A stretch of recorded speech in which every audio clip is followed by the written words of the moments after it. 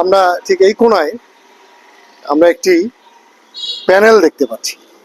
এই প্যানেলগুলি এগুলি যখন এটি চালু ছিল বা এটা যখন জীবিত ছিল, এখন এটা প্রায় ধ্বংসস্তূপে পরিণত হয়েছে, আপনারা দেখছেন। তাহলে এই অলঙ্করণী অবস্থাটি এর গুরুত্ব এবং এর বৈশিষ্ট্য সম্পর্কে আমাদেরকে ধারণা দেয়। সুপ্রিয় সুধী দর্শক, এটি দীর্ঘদিন পরিত্যক্ত থাকার কারণে এই স্থানটিতে চারপাশে একটু ঘোরাফেরা এবং আমাদের ভিডিও চিত্র ধারণের জন্য কিছু প্রতিকূলতা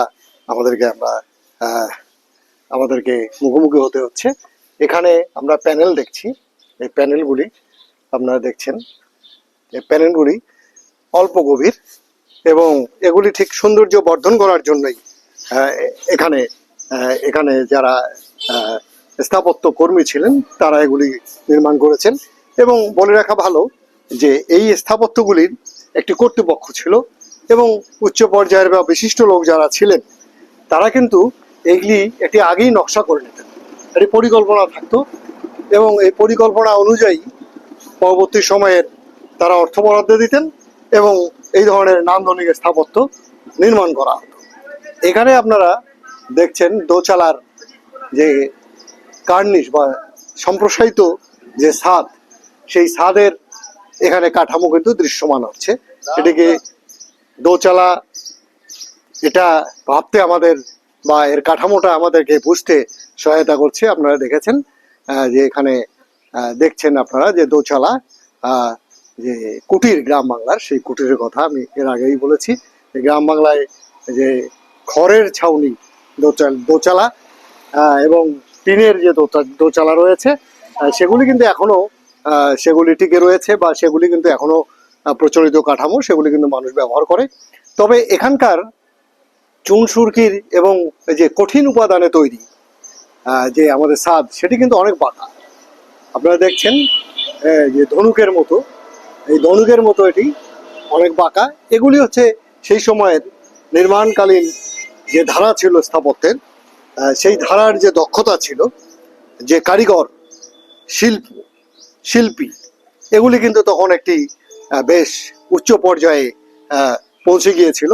সেটার কিন্তু আমরা এখানে লক্ষণগুলি পাচ্ছি, বৈশিষ্ট্যগুলি পাচ্ছি। আমরা এখানে দেখছি যে এখানেও একটি সামঞ্জস্য রক্ষা করার জন্য স্থাপত্যের যে রীতি, এখানেও কিন্তু আমরা প্যানেল দেখতে পাচ্ছি। এ পাশে একটি প্যানেল রয়েছে, ওইদিকে একটি প্যানেল রয়েছে এবং ওই কোণায়ও একটি প্যানেল রয়েছে। এখানে আমরা অনুমান করছি যে চারদিকেই এটি প্যানেল ছিল। সুপ্রিয় সুধী দর্শক, আমরা আপনাদেরকে এই দোচালা ছাদটি, এটি বিশাল বটবৃক্ষের নিচে, অনেক প্রাচীন বটবৃক্ষ হবে।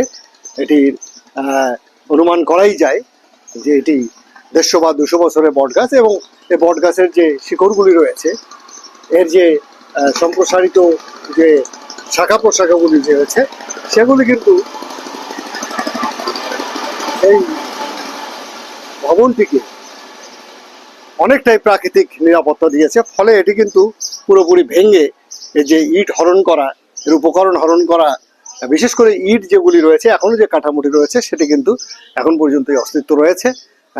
আমরা ভেতরের অন্যান্য যে দরজা বা জানালা, সেগুলি সম্পর্কে কিন্তু আমাদের কাছে কোনো তথ্য নেই এবং এগুলি আসলে হরণ করা হয়েছে এটাই আমরা বলতে পারি।